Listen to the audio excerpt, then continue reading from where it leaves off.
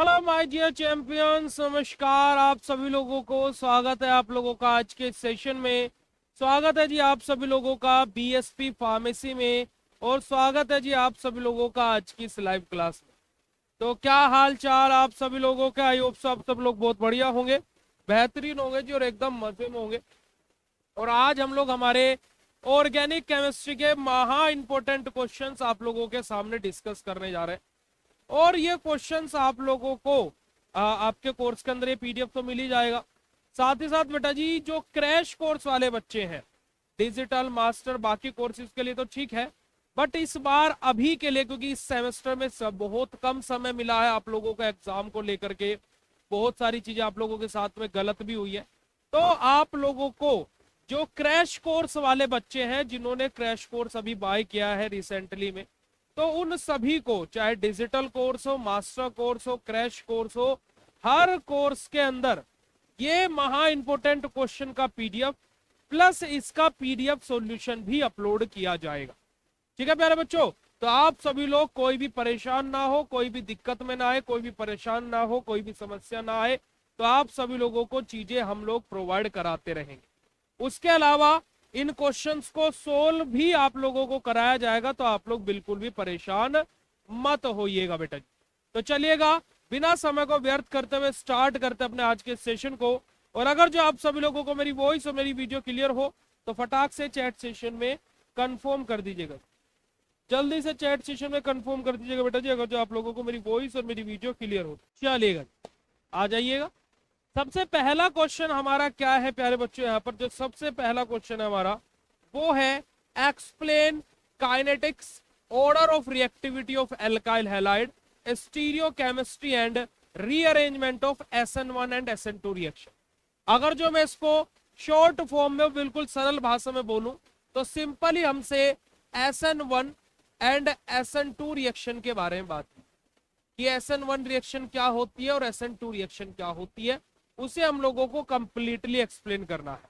और मैं इस SN1 और SN2 से मुझे याद आया कि प्यारे बच्चों मैं आप सभी लोगों को सॉरी भी बोलना चाहूंगा कि मैंने आप लोगों को प्रॉमिस किया था कि मैं अपने SN1 SN2 और E1 और E2 के नोट्स आपको शेयर करूंगा।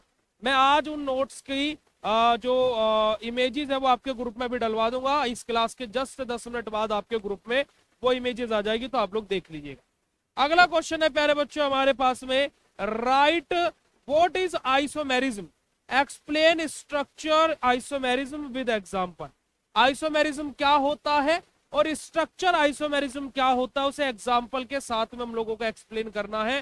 तो ये भी बड़ा ही अच्छा क्वेश्चन है और जो कि आपसे एग्जाम में पूछा ही जाने वाला है। नेक्स्ट क्वेश्चन, क्वेश्चन नंबर 3 बेटा जी, illustrate the mechanism of Markovnikov and anti Markovnikov rule of alkene. Alkene के अंदर जो हमारा मार्कोनिकोव और एंटी मार्कोनिकोव ओरिएंटेशन होता है, उसको हम लोगों को प्यारे बच्चों क्या करना है, एक्सप्लेन करना है, उसको हम लोगों को क्या करना है, बताना है। ठीक है जी। और जो मैं क्वेश्चंस यहाँ पर आप लोगों के लिए लेकर के आ रहा हूं, अभी इनके अलावा आपको और कोई क्वेश्चन तैयार करने की जरूरत नहीं है कि भैया हम यूनिट वाइज इंपोर्टेंट क्वेश्चन कर लेगा, नहीं। आपको बस दो ही चीज करनी है अब, ना PYQ के चक्कर में पढ़ना है, ना ही आपको इंपोर्टेंट क्वेश्चन जो यूनिट वाइज दिए हुए उनके चक्कर में पढ़ना है। प्यारे बच्चों आप लोगों को बस दो चीजें करनी है। मैं आपको 3 सेट CYQ के दूंगा, उनको देख लीजिएगा। और उसके अलावा बेटा जी मैं आप लोगों को जो ये महा इंपोर्टेंट क्वेश्चन दे रहा हूं, बस इनको तैयार कर लीजिएगा। अदरवाइज मैं अगर जो आपको बोलूं तो महा इंपोर्टेंट क्वेश्चन से ही आपके CYQ के तीनों सेट बनते हैं। तो अगर जो आप महा इंपोर्टेंट क्वेश्चन तैयार कर लेंगे तो ऑटोमेटिकली ये पोर्शन आपका समझिएगा तैयार हो गया। बट मैं आप लोगों को बस ये दो ही चीजें रिकमेंड करूंगा, हर सब्जेक्ट की बस यही दो चीजें पढ़ लेना। अगर जो 65+ नंबर का पेपर में मैच ना करे तो मुझे आकर के बता दे। अब इससे बड़ी टेंशन की दूर करने के लिए और कोई जड़ी बूटी नहीं है भाई मेरे पास में।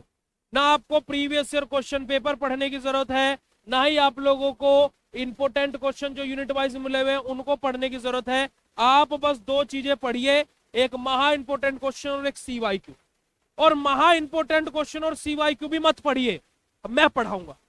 जो आप लोग बोल रहे थे भैया सोल्व कराओ, महा इंपोर्टेंट क्वेश्चन भी और CYQ भी दोनों चीजें सोल्व कराओ। अब उसके अलावा टेंशन किसी को नहीं होनी चाहिए। बहुत टेंशन लेते हो यार तुम लोग, है ना। अब बड़े भाई के होते हो, छोटे भाई बहन टेंशन कैसे ले सकते हैं। तुम्हारा बड़ा भाई अभी जिंदा है, ठीक है, अभी हम हैं, अभी मैं खड़ा हूं तुम्हारे लिए। तुम लोग चाहे मुझे गालियां दो, चाहे कुछ भी करो, चाहे कैसे भी बोल लो, पर लेकिन मैं एक चीज बोलूंगा कि ना तुम्हें ये PYQ पढ़ने हैं, ना ही तुम्हें इंपोर्टेंट क्वेश्चन पढ़ने हैं। पढ़ना है तो CYQ और महा इंपोर्टेंट क्वेश्चन पढ़ो। और अगर जो ये भी नहीं पढ़े जा रहे तो कोई दिक्कत नहीं है, दिमाग में रखो कि बस मुझे ये पढ़ना है, उसके अलावा पढ़ाना मेरा काम है, मैं पढ़ाऊंगा, मैं सोल्व कराऊंगा, एक एक क्वेश्चन सोल्व कराऊंगा। बस अब टेंशन नहीं लेने का, ठीक है। अब जितना बोलूं उतना दिन में करना है, बस जितना मैं बोलूं उतना दिन में करना है, ये वादा चाहिए तुम लोगों से, ठीक है। बस इस बात का वादा चाहिए कि जितना बोल रहा हूं, जैसा बोल रहा हूं, जितना करने के लिए बोल रहा हूं उतना कर लेना। उस दिन का काम अगले दिन पर मत छोड़ना, वो उसी दिन निपटा देना, बस और कुछ नहीं, ठीक है। आ रही है बात समझ में, चलेगा। अगले क्वेश्चन की तरफ मूव ऑन करते हैं बेटा जी, नेक्स्ट क्वेश्चन की तरफ। अगला क्वेश्चन नंबर 4 हमारा जाता है, what do you mean by carboxylic acid, discuss the acidity of carboxylic acid and effect of substance on the acidity of carboxylic acid.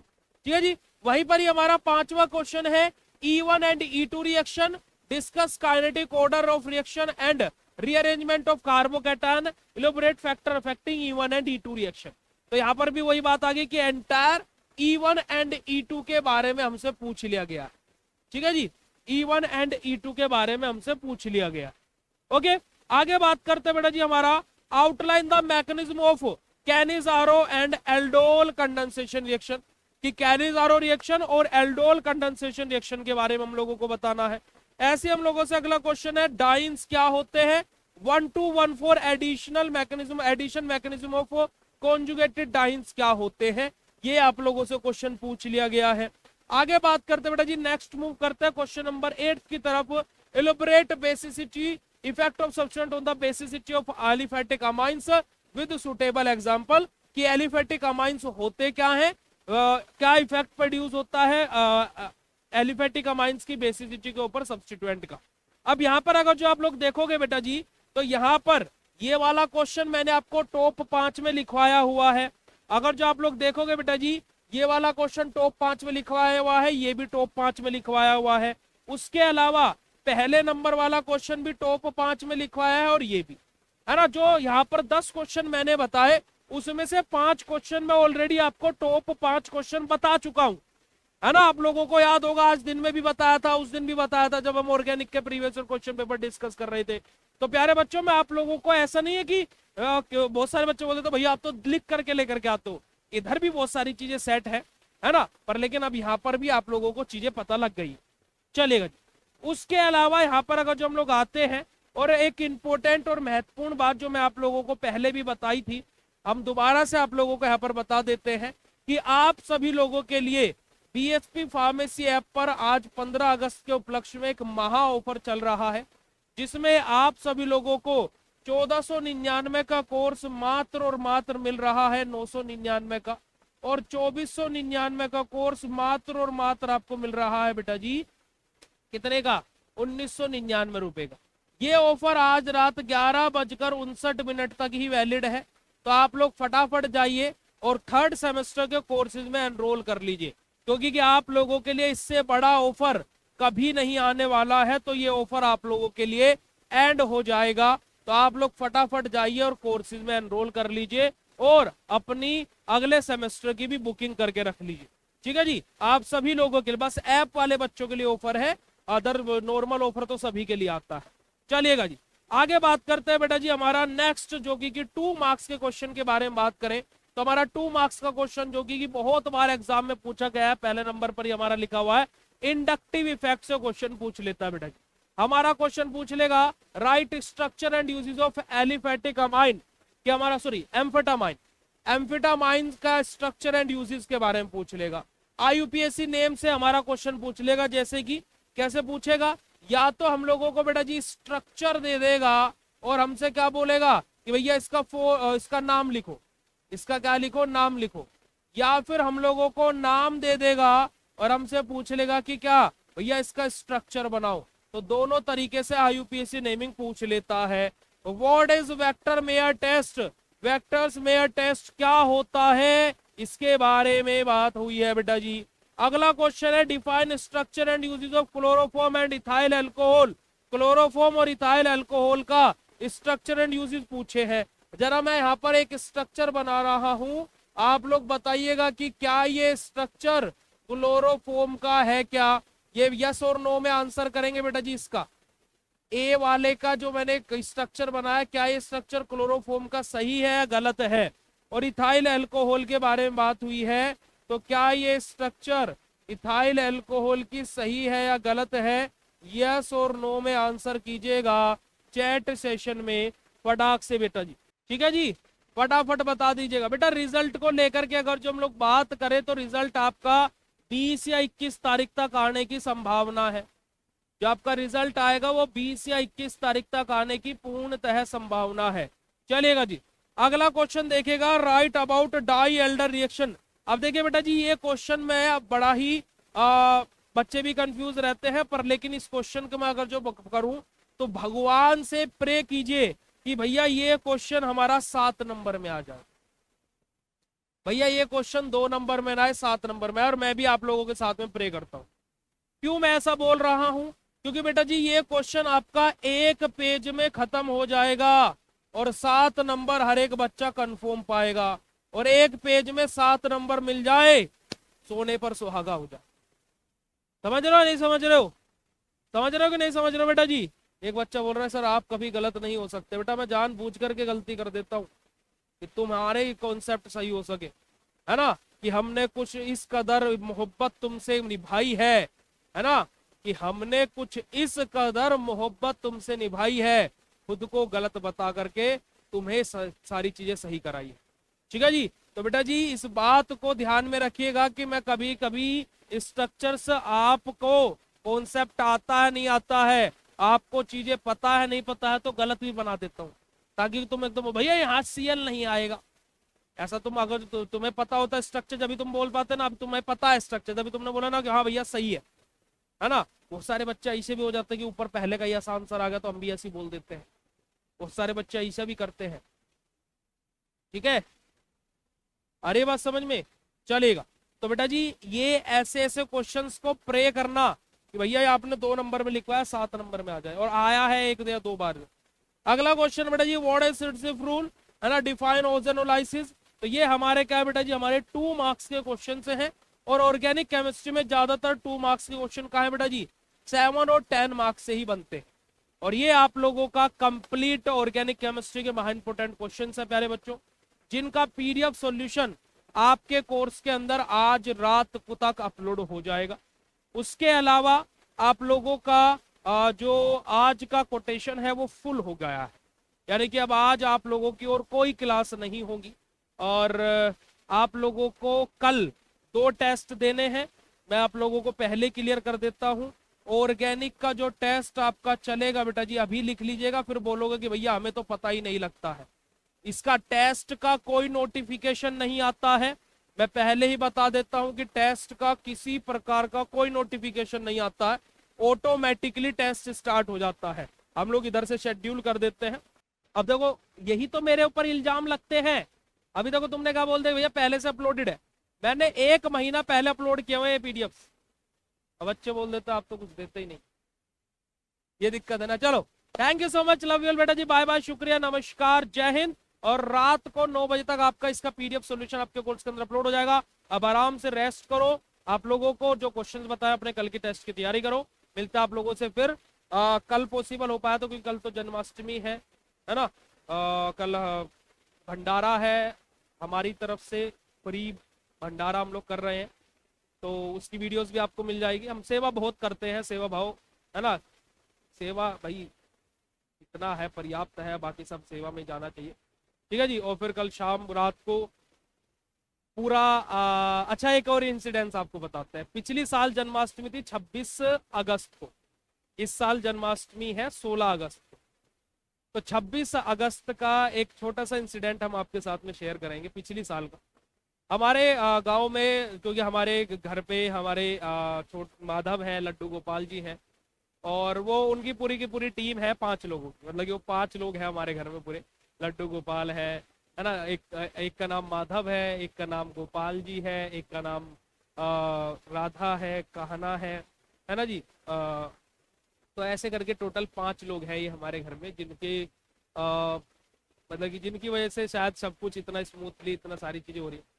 तो पिछले साल जब जन्माष्टमी का प्रोग्राम चल रहा था हमारे घर पर, तो मटकी हांडी फोड़ने का प्रोग्राम होता है, तो मेरी रिस्पॉन्सिबिलिटी थी कि मैं ऊपर से छत पर से मतलब कि मटकी फोड़ने की जो टीम है उनके ऊपर मैं मतलब कि पुष्प डालने थे, क्योंकि अब भाई हमारा इतना ज्यादा फिजिकली हम फिट नहीं है, देखा जाए तो है भी 8-8 10-10 घंटे क्लास में बोल लेते हैं। पर लेकिन मतलब कि मेरा ऐसा कुछ मन नहीं था, क्योंकि मेरा निर्जला उपवास रहता है। तो जन्माष्टमी पे मैं पूरा जब तक मतलब कि चांद नहीं निकल जाता व्रत खोलने तक बिल्कुल निर्जला उपवास रहता। उसके बाद में क्या हुआ कि अब निर्जला उपवास था, रात का समय 12-12 बजे मटकी फोड़ने का प्रोग्राम स्टार्ट हुआ। तो मैं ऊपर छत पर था, मैं बढ़िया पुष्प वर्षा कर रहा था सबके ऊपर। तो पता नहीं मेरे को किसी ने पीछे से आकर के बोला, तो जन तू भी नीचे जाकर के उनके साथ में लग। पता नहीं क्या हुआ, अब हम नीचे आए और हम लग गए। तो सबसे नीचे वाला जो सर्कल बनता है मैं उसमें। अब वो जैसे ही हांडी फूटने के लिए ऊपर चढ़े सब लोग, है ना, जैसे ऊपर चढ़ते हैं, अब वो क्या हुआ कि वो फूटी नहीं, और जैसे वो नीचे गिर जाते तो नीचे गिर गए सब। और जैसे नीचे गिरे तो मेरा हाथ लगा नीचे, ये राइट हैंड वाला, और इसके ऊपर 5-6 लोग आकर के गिरे हाथ, और ये कंधा गया टूट, मतलब कि शोल्डर गया। अब जैसे ही हुआ और एकदम बहुत तेज आवाज आई, और सब लोग हंस रहे कि गिर गए, फिर से खड़े होने लगे। मैं इसको पकड़ा ऐसे, और मैं साइड में जाकर के बैठ गया। और मम्मी बोल रही क्या हो गया, मैं गया। अब मम्मी तुरंत ही रोने लगी भाई, मतलब कि मम्मी का थोड़ा सा भाई उनका वो। तो जैसे ही ये हाथ गया तो तुरंत गाड़ी वाड़ी बुलाई, तो हम गए। मैं इसको पकड़ करके हाथ को बैठ गया। ठीक है, बहुत ज्यादा मतलब कि अत्यंत वाला ही पेन था। तो पकड़े रखा, गए, एक्सरे वेक्सरे हुआ, ये रात को फिर इसका ऑपरेशन ऑपरेशन हुआ। और 27 तारीख की सुबह मुझे होश आया, तो पता लगा कि हाँ ठीक है, हो गया, मैं घर आ गया। अब घर आने के बाद में शाम को 5 बजे, 27 तारीख की शाम को 5 बजे से मुझे फिट्स आने, यानी कि दोहरे तरीके से आना पड़ना स्टार्ट हो गया। और ऐसा लग रहा था कि ये जो राइट साइड वाली पूरी बॉडी है पैरालाइज, क्योंकि कि जो हाथ मेरा टूटा है, जो डॉक्टर ने इसको ऐसा रखने के लिए बोला है ना, शोल्डर ब्रेक हुआ है तो हाथ ऐसे रहना चाहिए, हिलना भी नहीं चाहिए। मेरे को पता नहीं क्या हो रहा था, मैं इस हाथ को ऐसा सीधा कर लेता था, मतलब कि ये नाड़ ऐसे इधर की तरफ भागती थी, और ये हाथ ऐसे सीधा। और वो बोलता था अब ठीक है, ऐसे रहने दो, ऐसे अच्छा लग रहा है, ऐसे रखता हूँ तो दर्द होता है, और ऐसे उठा उठा करके सीधा भी। अभी भी मैं इसको ऐसा कर रहा हूँ तो अभी भी पेन होता है। 27 तारीख की शाम को ये सब हुआ, तो 27 तारीख को मुझे घर से मंदिर में ले जाया गया, है ना, थोड़ा सा पूजा पाठ करवाया गया। और फिर उसके बाद में मुझे दूसरी जगह शिफ्ट करा गया, कि शायद कुछ मतलब कि नेगेटिव एनर्जी हो सकती है, शायद हो सकता, देखिए। फिर जब वो चीज़ ठीक नहीं हुई, उसके बाद में अगले दिन 28 तारीख को हमें ले जाया गया, और हम आईसीयू में एडमिट। पता लगा कि जो ऑपरेशन हुआ था उसमें कोई जो नर्स है वो मतलब कि दब गई है, तो दोबारा से करना पड़ा। सीटी स्कैन हुआ, एमआरआई हुआ, वो सब नॉर्मल था, न्यूरो सर्जन को दिखाया गया, वो भी नॉर्मल था, सारी चीजें हुई। तो फिर मैं 28 तारीख को आईसीयू में रहा, 29 तारीख को आईसीयू में रहा, 30 तारीख को दोपहर को मेरा डिस्चार्ज हुआ। तो 30 तारीख को डॉक्टर ने मेरे साथ में थोड़ा सा जैसे बात करते हैं कि आपके दिमाग में तो कुछ भी नहीं है, सब कुछ एमआरआई सीटी स्कैन सब कुछ नॉर्मल है, तो मतलब कि आप किसी चीज की टेंशन ले रहे हो क्या।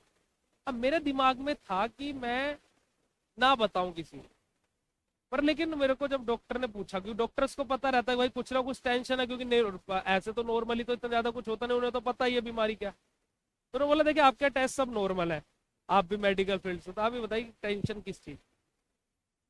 तो वहां पर घर वाले भी तो सभी की। तो मैंने बोला कि मुझे टेंशन इस बात की है कि आप लोगों ने बोला है कि 40 दिन तक ये सीधा हाथ मूवमेंट नहीं करा, ये ऐसा ही रहेगा, तो मैं बच्चों की क्लास कैसे दूं।